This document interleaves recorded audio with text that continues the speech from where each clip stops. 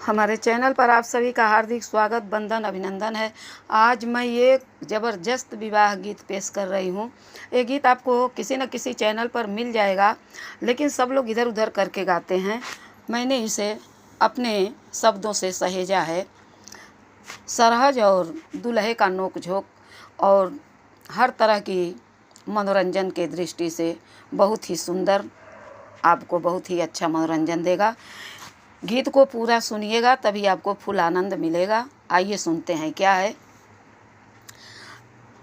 जेठबाई सखवा के तपली तपनिया, चटकल लगन बड़ी जोर जी।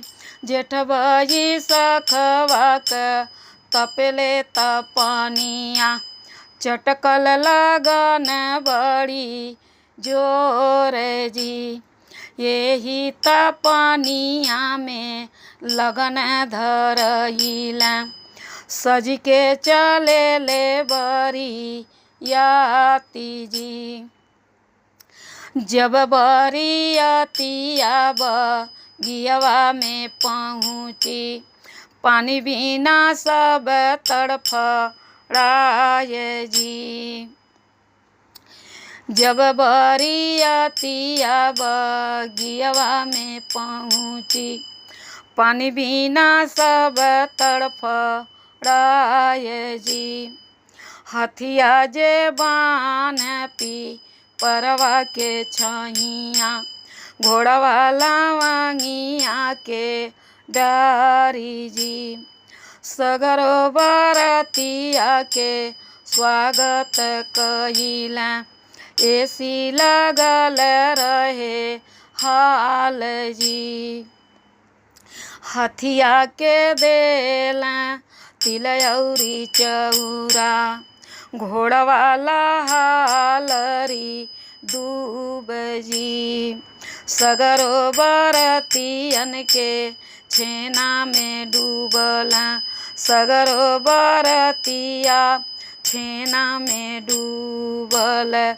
बिहसी मड़उआ में जाई जी, सबके हु देखेला आजन बाजन। सासु नीरे खेली दामाद जी, सबके हु देखेला आजन बाजन। सासु नीरे खेली दामाद जी। दोनों पक्ष बैठ मड़वे के भीतर, अरे पंडित उचारल वेद जी। मौका तलाशे लगा बाबू दुल्हे राम, कौन हजी सरहजिया मार जी। तुह के हम दे बनाऊनी हाथ के अंगूठिया, तुह के हम दे बनाऊनी हाथ के अंगूठिया। सरहज के दे तू बतलाई जी। अब नाउन बताती है क्या। सासु तहई तुहरी गंगा जल पानिया, कचरत मगैया ढोली पान जी। नटखट सुंदर छैल छबीली, लहंगा में साली तो हार जी। हथवा में सोहे बाबू सोने के कंगनवा, सिर पर चुनरिया यादव चाल जी। हथवा में सोहे दुल्हे सोने के कंगनवा, सिर पर चुनरिया यादव चाल जी। सात फेरा जब पूरे होई गईल बाबू, से दुल्हा न करें सिंदूर दान जी। अब उनका साला पूछता है, क्या कहता है। किया मोरे जी जाहो दान दहेज थोरे, किया रे बहिनिया में खोट जी। नाही मोरे सरऊ हो दान दहेज थोर, नाही बहिनिया में खोट जी। हमारा जे दिल सरऊ सरहज पर आइला, देना देता एक दिन के उधार जी। हमारा जे दिल सरऊ सरहज पर आइला, दे देता एक दिन के उधार जी। मांगे के मंगलिए जीजा मंगही ना जानले, काढ़ी लिहला कवल करेज जी। मांगे के मंगलिए जीजा मंगही ना जानी, काढ़ी लिहली कवल करेज जी। इतनी बचानी जब सुनी सरहजिया, बोली है उनके समझाई जी।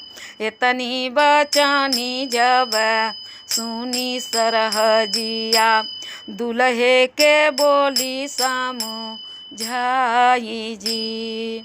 क्या बोलती है सरहज? आंगने में मोरे बाबू कुइया खानाव, आंगने में मोरे बाबू कुइया खानाव, लवंगी बनाव चारो घाट जी। कच्चा घड़ी लवा में पनिया निकाल, भूसवा कर सरी लगाई जी।